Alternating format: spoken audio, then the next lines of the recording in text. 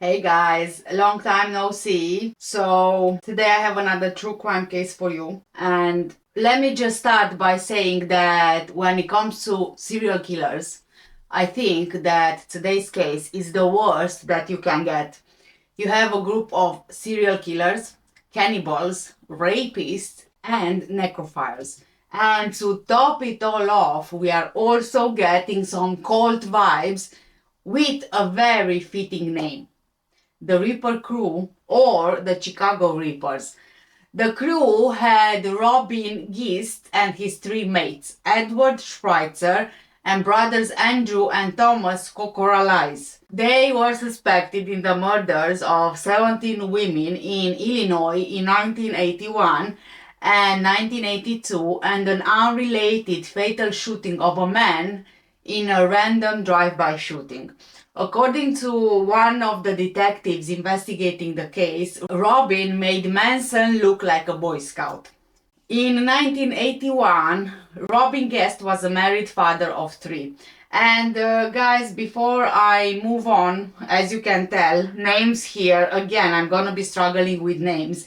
So I think that I'm just going to refer to this group by their first names. So you've got the two brothers, and I'll just say it either their first name when it comes to the brothers or one of the brothers. You get it, because it's just some of the names are just really hard to pronounce. So okay, so like I said, Robin, he was a married father of three in 1981, but he was also a devoted Satanist who at one point worked for none other than the one and only John Wayne Gacy.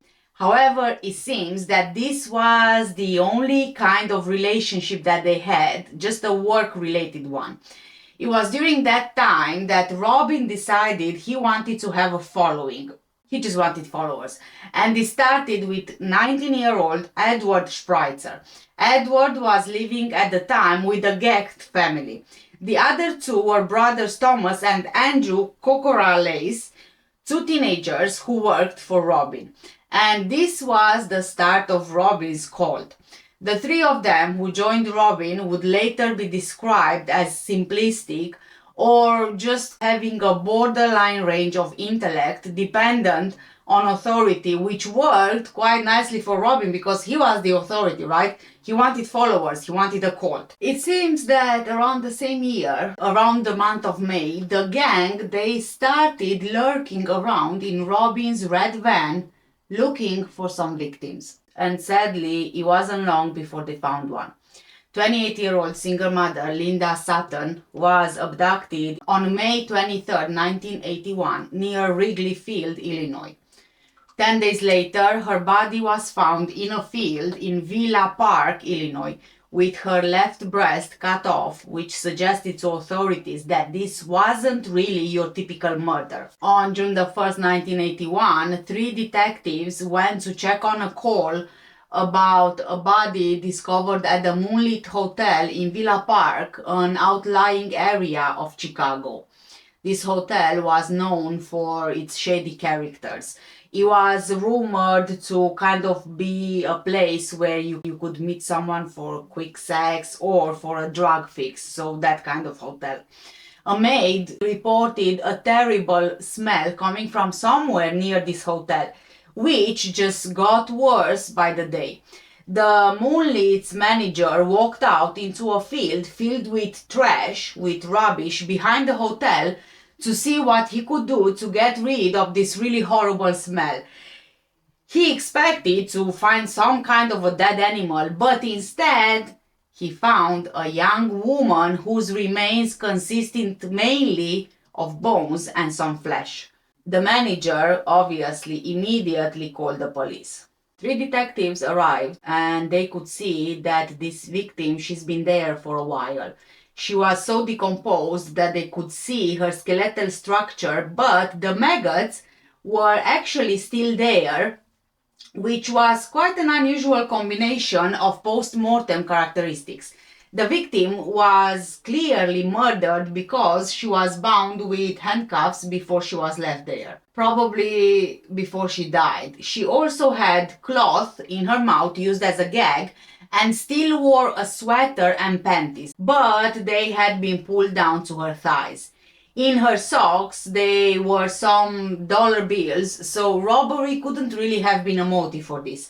Police had to get the victim's identity, the manner, and the time of death. They delivered the body to the deputy coroner, Pete Sickman, to determine the cause and manner of death, as well as take fingerprints and teeth impressions to compare to records if they existed.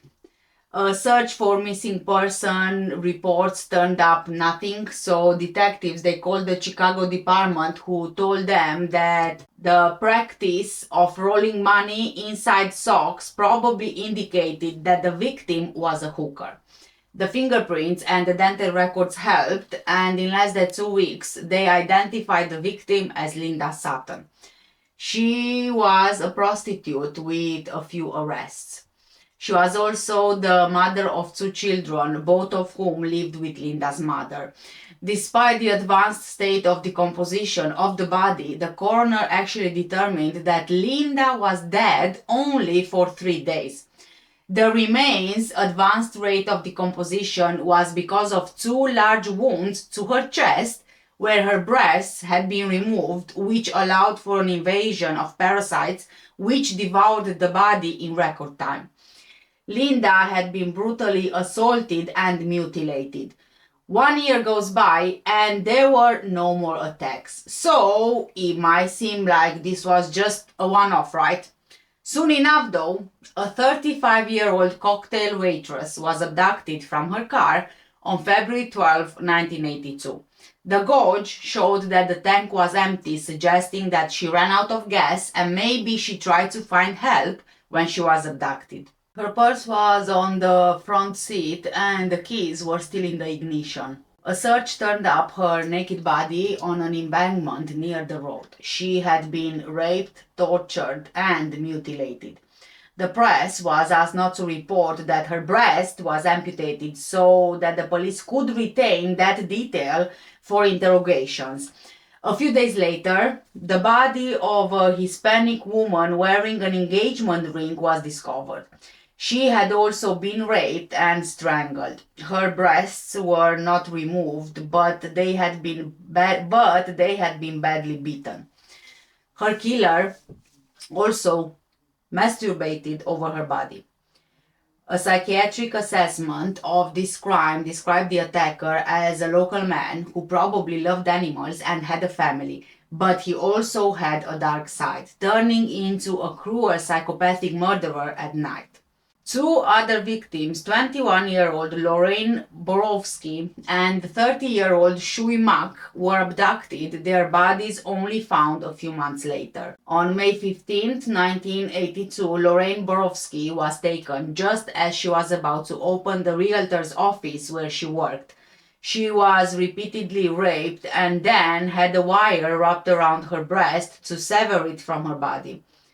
Finally, one of her attackers killed her with a hatchet. Her body was discovered 5 months later in a cemetery in Clarendon Hills, Illinois, in the same area where Linda's body was found. On May 29, Shui Mak was abducted from Hanover Park, a village northwest of Villa Park. Shui was abducted as she was returning home from her family's restaurant in Streamwood. She had been riding in her brother's car, but after they argued, he dropped her off to wait for a ride with other relatives whom he believed were following behind. They never saw her again. Her body was found 4 months later at the end of August, buried at a construction site, similarly mutilated like the other victims.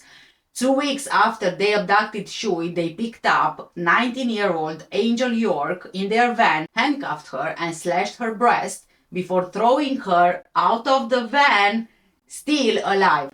For some kind of reason, they just let her go. So she reported this abduction to the police, but sadly her report didn't really help in catching the people who actually did this to her. She couldn't really say much about her attackers, and her description didn't produce any leads. Angel was, however, able to report that two men were using a red van to abduct women and hold them inside with handcuffs for rape and torture. They had even forced her to use a large knife to cut her own breast, which drove one man into a frenzy. He cut her more and he then masturbated into her wound before closing it with duct tape and then dumping her into the streets. That was in June 1982. The Reaper crew, they had a calling card, and yes, it was the breasts, actually the mutilation of the breasts. According to Thomas's later confession, Thomas, one of the brothers, the crew's victims were brought back to Robin's satanic chapel, which was in his home, where they abused, killed, and their amputated breasts were used in satanic rituals. With the release of Angel York, remember the victim that they let go? The crew, they laid low for about 2 months, probably because, they assumed that Angel, because they let her go alive, she would be able to identify them. So when that didn't happen, they just carried on with their twisted ways. What were they thinking? That they're not gonna get caught? They abducted 18-year-old Sandra Delaware, whose body was found on August 28, 1982, on the bank of the Chicago River. She had been stabbed, strangled, and her left breast was amputated. Her wrists were bound together behind her with a shoelace, and her left breast was removed. A bra was knotted around her throat. Her death was estimated at approximately 6 hours earlier.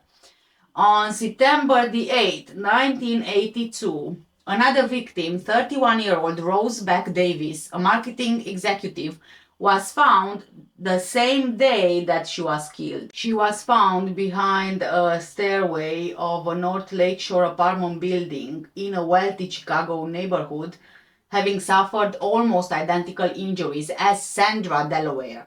She was stabbed, raped, and strangled. A black sock was tied around her neck, her face was crushed, and blood pooled beneath her. She had been beaten with a hatchet. There were deep cuts on her breasts, and her abdomen was full of small punctures. During all of this, Robin had some issues with a drug dealer. On October the 6th, 1982, the crew shot 28-year-old Rafael Tirado and his friend, 18-year-old Alberto Rosario, at a phone booth in a random drive-by shooting. Edward Spritzer later claimed that he was driving the van when Robin spotted Rafael Tirado on the street, then told Edward to slow down. Robin then took 2 guns from the back of the car, told Edward to stop the car, and then opened fire on both Rafael and Alberto, hitting both of them. They were shot with a pistol and a rifle. Rafael Tirado later died of his injuries at a hospital. And Albert Rosario, he actually survived his injuries. Rafael Tirado was the crew's only male victim. 1 month later, 18-year-old Beverly Washington was abducted. She was found by a railroad track on December the 6th. Apart from other injuries, her left breast had been amputated and her right breast was severely slashed. And this would be the crew's last victim. But luckily, Beverly was still alive, and I don't really think that they planned that. She was taken to hospital and she was able to give a description of her attackers and the van that they used to abduct her. She said that the driver was a slender white man who looked to be around 25 years old, wearing a flannel shirt and square-toed boots. He had greasy brown hair and a mustache. He offered her more money than she asked for, and he seemed quite nervous. When he asked her to get into the back of the van with him, he had a gun.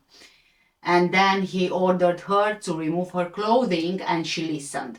Then he placed handcuffs on her forced her to perform oral sex, and threatened her with violence if she didn't swallow the handful of pills that he gave her. As she passed out, she saw him holding a cord over her, and she was scared that she was going to die. The man then dumped her into the trash, one breast severed, but someone discovered her and called the police. Police officers who questioned her asked her about the van that this man was driving, and she said that it was red with tinted windows and a wooden divider inside. She said there were feathers and a roach clip hanging from the rearview mirror. Beverly's description led police to Robin's red van, which in turn led them to Robin. Within 3 weeks, the police pulled over a red van and questioned the driver. He had red hair and didn't resemble the victim's description, but the van fit the description perfectly. The driver told them that his name was Eddie Spritzer and the van belonged to his boss, Robin Gecht. The officers directed Eddie to Robin's house and had him call Robin outside. When Robin came out, he fit the description down to his shirt and boots, but he acted quite casual and he was really willing to help, apparently. Later, the victim picked Robin out from a series of photos as the man who assaulted her. But when detectives went back to see him, Robin, he had a lawyer. Sadly though, this was just about everything that they had on him, the van. So because of insufficient evidence against him, they were initially forced to let him go. The crew were also suspects in the disappearance of Carol Pappas, the wife of Chicago Cubs pitcher Milt Pappas. She disappeared on September 11th, 1982. Her body was later recovered, but 5 years later, however, her death was ruled an accident. Police did suspect Robin's involvement with the Reaper crew, so they didn't give up just yet. After further investigation, police discovered that Robin had rented a room in a motel the previous year, along with 3 friends, each with adjoining rooms. So they went to speak with the hotel manager, who said that the crew were holding really loud parties and seemed to be involved in some kind of cult. The police managed to track down the other man, Edward Spritzer, and the brothers. Armed with search and arrest warrants, police arrested Robin, Edward, and Andrew on November the 5th, keeping them in jail on $1 million bond. When interrogated, Thomas, one of the brothers, he confessed, thinking that he's helping his brother. He said that he and the others had taken women back to Robin's place, what he called a satanic chapel. There they would rape and torture the women, amputating their breasts with a wire garrote. The crew would then, get ready for this, eat parts of the severed breasts as some sort of a sacrament, and Robin would masturbate into the breasts before putting them in a box.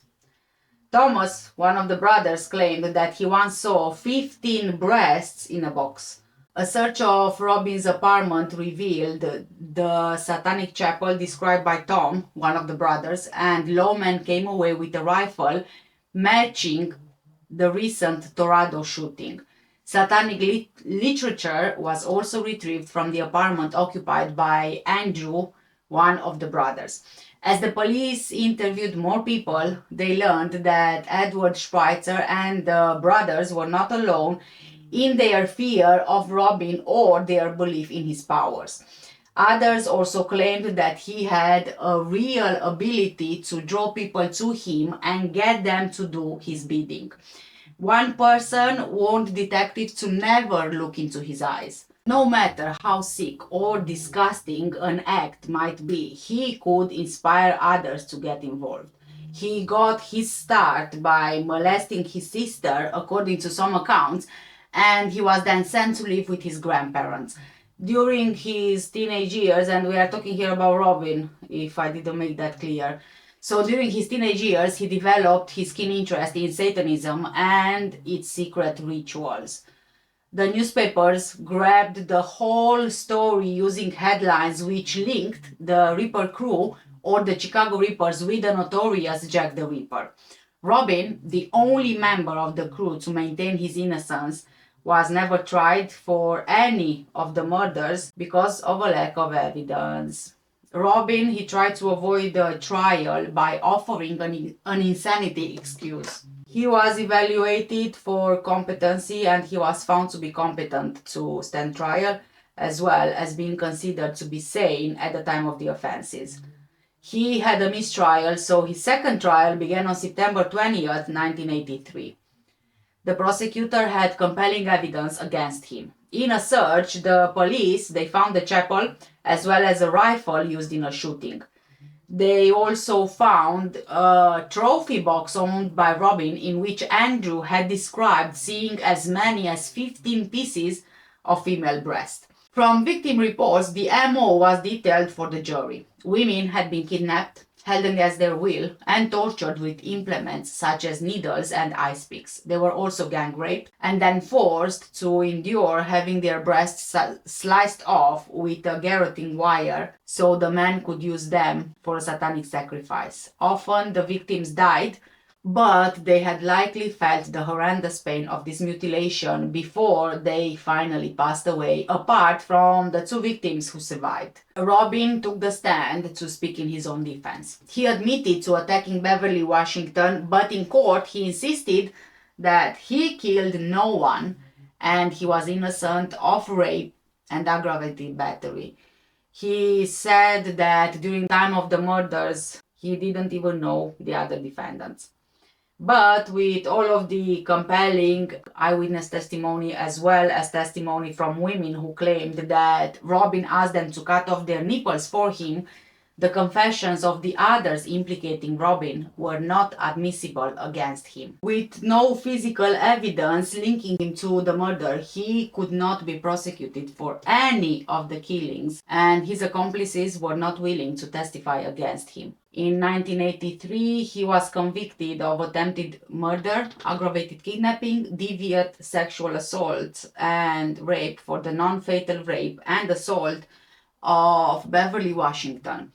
He was sentenced to 120 years in prison. Before sentencing, Judge Francis J. Mahone told him, quote, "Only a devil would do these things. An animal would not do these things. A monster would," end of quote. He pointed out that Robin had left Beverly Washington for dead and was lucky to not be on trial for murder. Robin, he is serving his sentence at Danville Correctional Center. His projected parole date is in 2042 on October the 10th, when he is 88 years old. So I guess that is safe to say that he's going to be spending his whole life in prison. Hopefully he is not lucky enough to live past 88 years. I know it might sound mean, but that's how I feel, and probably a lot of people feel the same way. In 1984, Edward Spritzer, in a bid for leniency, pleaded guilty to murder in the deaths of Shui Mak, Rose Davis, Sandra Delaware, and Rafael Tirado, as well as attempted murder, aggravated kidnapping, deviant sexual assault, and rape. He was sentenced to life in prison without parole. His lawyer asked the jury to spare his life. In support, his relatives and associates testified that he was a docile young man with a history of being bullied. But a friend of his testified that he bragged about what he had done, referring to the women as broads and laughing over the fact that he mutilated and killed several of them. The prosecution insisted that he was every woman's nightmare and he was one of a pack of weasels. In 1986, he was convicted of murder and aggravated kidnapping in the death of Linda Sutton. The prosecution was looking for the death sentence. During the sentencing phase, Edward's attorney, Carol Anfinson, argued that Edward was immature, impulsive, and simplistic, and he was just following the orders of the crew's leader, Robin Gecht. The lawyer described him as a lonely person who would do almost anything to please his friend. Edward Spritzer was sentenced to death. He exhausted all of his appeals, despite claims by his attorney Gary Pritchard that he was denied due process and that an examination after the trial indicated that he had brain damage. His lawyer argued that the jury wasn't correctly instructed. In 2003, Edwards' sentence was commuted to life in prison without parole after Governor George H. Ryan commuted the sentences of everyone on death row in Illinois. Andrew Kokorales, one of the brothers, was Governor Ryan's only execution just over 2 months into his administration. Andrew was also the last inmate to be executed in Illinois almost 12 years before Governor Pat Quinn signed legislation to abolish the death penalty on March 9, 2011, and commuted 15 death sentences to life imprisonment without parole. Thomas, one of the brothers, he tried to block his confession from being admitted into his trial, but he lost. He was convicted in 1984 and he was sentenced to 70 years in prison for his part in Lorraine Borowski's murder. Andrew was tried in 2 separate counties. The first trial was for the murder of Rose Beck Davis. In his confession, he admitted that he abducted Rose with the other men, forced her into the van, and beat her with a hatchet until she was dead. The jury deliberated just over 3 hours before finding him guilty of rape and murder. At his trial, Andrew recanted everything that he confessed 4 different times, and he denied that he killed or raped anyone. He claimed that the police coerced each of his confessions, made false promises, and even beat him into admitting what they wanted him to say. Prosecutor Brian Tillander went through the interrogations performed by 6 separate detectives and 2 prosecutors, but Andrew insisted that they told him exactly what to say.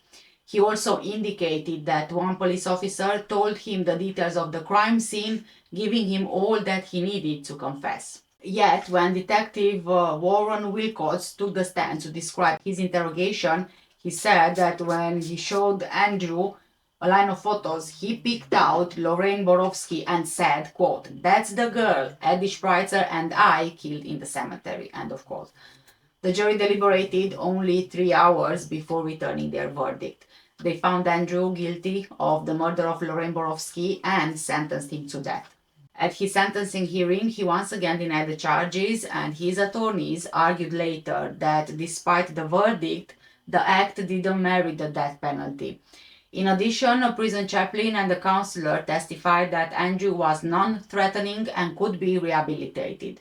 Andrew argued that he received ineffective counsel at sentencing and that in the case of the murder of Rose Beck Davis from the earlier trial, that offense didn't warrant the death penalty, but rather life in prison. He insisted that the court didn't prove his intent to kill or any degree of premeditation. The panel of judges dismissed the appeals and upheld the sentence in 1989. So then, his attorneys, they tried something else. They argued that Andrew was a killer suffering from schizophrenia, so he didn't know what he was doing when he committed the murder. They claimed that the trial lawyers should have entered an insanity defense, but they didn't. They didn't have him evaluated, which was a significant oversight on their part.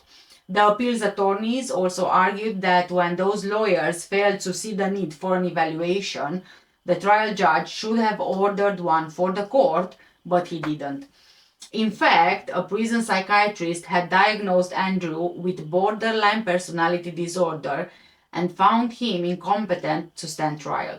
However, psychiatric diagnosis would not make him incompetent or insane, so this was kind of a weak argument.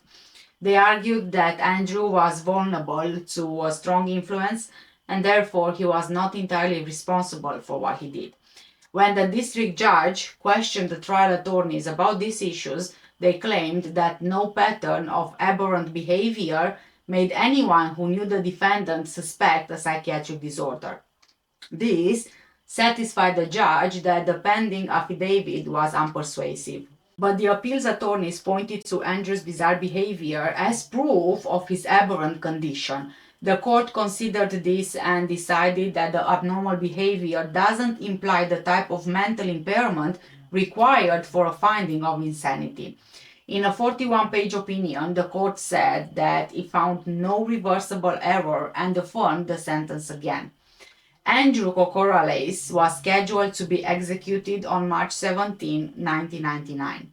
Efforts were made on Andrew's behalf with then Illinois Governor George Ryan and Supreme Court Justice Moses Harrison was persuaded to order a stay of execution as well as calling for a moratorium on all executions in Illinois.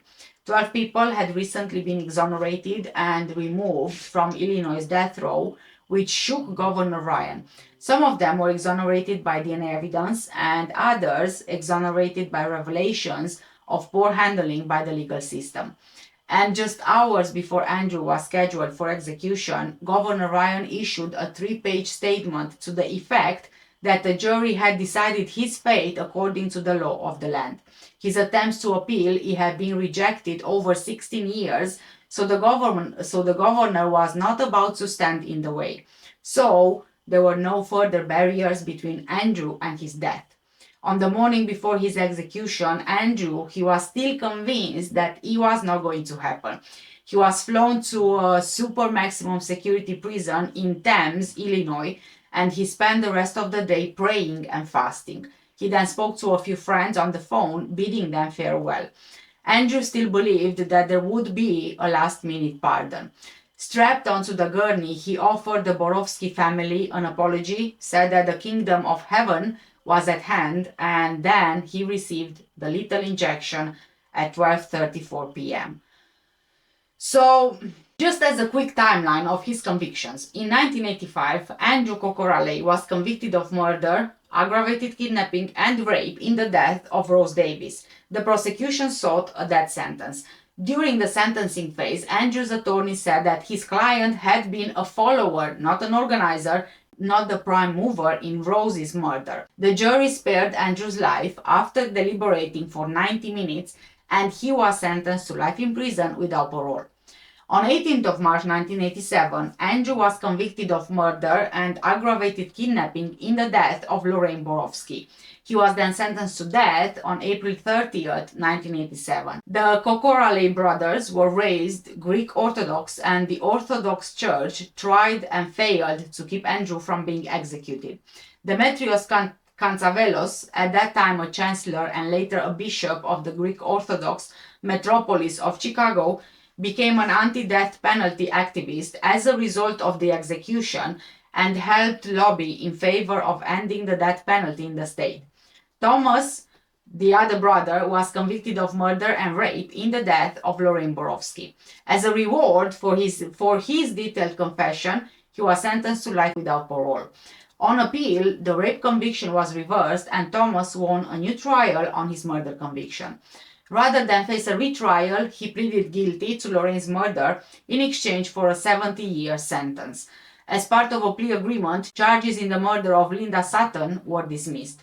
Thomas, he was scheduled to be paroled on September 30th, 2017, but he was denied release after he couldn't find an approved place to live. He was released from prison on 29th of March 2019. As of June 30th, 2019, Thomas lives at Wayside Cross Ministries at 215 New York Street in Aurora, Illinois. In an interview with WBBM TV, Thomas proclaimed his innocence, saying that everybody thinks I'm a monster. I'm not a monster. At the time of his arrest, Thomas was a painter with no criminal record. He was described as having a borderline range of intellect with an IQ of 75. Robin Gecht was the only one who didn't confess to any murder, and so he was also the only one never convicted of murder. He was only convicted of the non-fatal attack on Beverly, Washington, so he's eligible for parole in 2042. He will be 88 years old by then, so like I said at the beginning of this video, it's kind of like a life in prison situation here, because he will be 88 and fingers crossed he's not gonna reach the age of 88, because I think that would be too much of a privilege for him. So now remember that Robin, he's a father of 3, right? I mean, I mentioned this a bit at the beginning of the video. Well, in March 1999, his son, 18-year-old David, was charged with first-degree murder for the gang-related killing of 35 years old Roberto Cruz on January 29, 1999, in northwest Chicago. 2 other men, 19-year-old Richard Quill and 27-year-old Ruben Hernandez, were also charged. David, who was the triggerman, was convicted of first-degree murder and sentenced to 45 years in prison. He has a projected parole date of March the 2nd, 2044. So I don't know. How is that saying? I forgot the saying, but are you made a murderer or are you born a murderer? I forgot the saying. Oh my god. My god, I'm having a blank now. Aha, nature or nurture. That's it. In the case of David. So the other person involved in this murder, Richard Quill, who was the lookout, was convicted of first-degree murder and he was sentenced to 30 years in prison. He has a projected parole date of March the 1st, 2029. Ruben Hernandez, who planned and coordinated the shooting, was convicted of first-degree murder and he was sentenced to 60 years in prison. He has a projected parole date of December 12, 2059.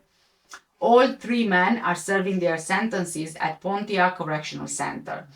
On 25th of May 2022, David Gecht was granted a new trial, and I don't know any more than that. I don't know the results of that. All in all, the Reaper crew, or the Chicago Reapers, was a satanic cult composed of Robin, Edward, Andrew, and Thomas. They were suspected in the disappearances of 18 women in Chicago, Illinois.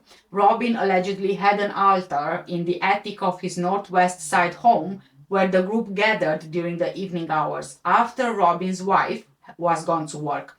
He had 6 red and black crosses painted on the walls and covered the altar with a red cloth. They would all kneel together around the altar and Robin would produce the freshly removed breasts. Robin and his crew allegedly drove around in a van looking for prostitutes to sacrifice in Robin's apartment. They claimed to have removed 1 breast from each victim and eaten it as Robin read passages of the Satanic Bible. It has also been said that after severing the breasts, they took turns raping the open wound. They then each masturbated into the flesh of the breast, chopped it into pieces, and devoured it. Yeah. I don't want to get that picture in my head. At age 30, Robin was the only adult and assumed the role of mentor and leader. Edward Spritzer was 21 years old, and the brothers Tommy and Andrew, they were only teenagers. Michael Newton, who wrote an encyclopedia of modern serial killers, interviewed Robin Gecht. He wanted to know why Robin was so obsessed with women's breasts. Asking him, Robin said, quote, "Well, in answer to your question on obsession with breasts, it's a thing with my entire family. Going back, as I'm told, to great-grandfather. Each of us men have married large-breast women. My ex-wife is a 39D, and yes, she was very satisfying to me. As to your question about having sex with breasts, I have no real obsession with breasts in that form.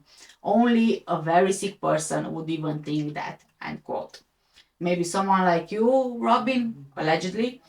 According to the author, Edward Spritzer claimed that Robin once became so furious with his wife that he cut off her nipples. Robin claims, of course, that he is innocent of innocent of any murder actually, and that he didn't even know the other members when most of the victims were killed. He said, "First mistake is considering me a serial killer. I'm not considered one. I have never killed or took part in any such acts, nor ever charged in any murders of anyone." Edward Spritzer is adamant about Robin's guilt and offers detailed descriptions of his attacks. Among other things, he said that a black female was picked up, blindfolded and gagged. Robin shot her point blank in the head. He put chains around her neck and legs, attached 2 bowling balls and threw her in the water. Edward doesn't think that her body was ever found. In the spring of 1981, the Reapers found their first known victim, Linda, behind the Brer Rabbit Hotel in Chicago, which was a well-known hangout for prostitutes.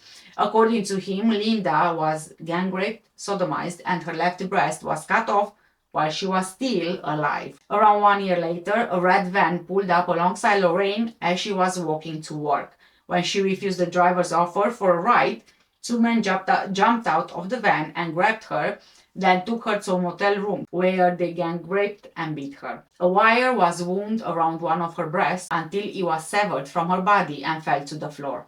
According to Edward's sworn testimony, Robin had sex with her breast and then finished her off with an axe. Only days later, they abducted a young Chinese woman, Shui Mak, drove her to an isolated wooded area where they raped her, cut off her breasts, sliced her body to ribbons, and buried her in a hole. Apparently, Rose Beck, a businesswoman known for her independent mind and outspokenness, was a victim who was not willing to go without a fight. When her body was found, a pool of dried blood lay beneath her anal cavity and her face was crushed beyond recognition. By the point of the crew's arrest, many women had come forward with chilling stories of the torture they said Robin had inflicted on them. Most of these tortures included some kind of breast mutilation with needles and knives. Several women said that Robin asked them to cut off their own nipples because Robin wanted to see how they worked. Not surprisingly, Robin denies this. Robin is still desperately trying to obtain the DNA testing that he is certain will clear him of all charges. So far, he has been unsuccessful. No one will budge on the issue of DNA testing. He says, quote, "I don't only face the injustices, but the nightmares that follows. You have no idea the pain and hurt I face and feel every single day I sit here and lose hope. I'm not an angel, but I never intentionally hurt anyone unless it was to protect myself or my family. I could never live with killing or knowing I was responsible for taking one's life." End of quote. Despite powerful eyewitness testimony, there is simply no hard evidence to prove that Robin is guilty of anything but attempted murder of the last victim. Robin's family, especially his wife, are 100% behind him and believe in his innocence. And if I would be his wife, I think I would be the first one to get really suspicious because he had some issues with her as well, didn't he? And asked her to do something with her breast. So at least, find that a bit weird because it's not normal. Just like it's not normal to cut off a breast. Oh, can you just imagine? I don't need these pictures in my head. I don't need them in my brain. But like, okay, cut off the breast. The breast falls on the floor. You masturbate on the breast. And then eat the breast after you masturbated on the breast. Oh, Jesus Christus. Dios mío. Oh, anyway, I won't keep you guys any longer. I hope I didn't get any kind of image in your heads either. And anyway, I hope you didn't eat anything because I forgot to warn you at the beginning of this video not to eat, but this was completely disgusting. And it's incredible that Robin was never charged with any of the murders, and it's clear from everything that I've told you that he was the leader, that he orchestrated all of these murders, and he was the one who actually did the murders. So I don't know where it went wrong in the investigation, but please guys, let me know what do you think about this case in the comments down below.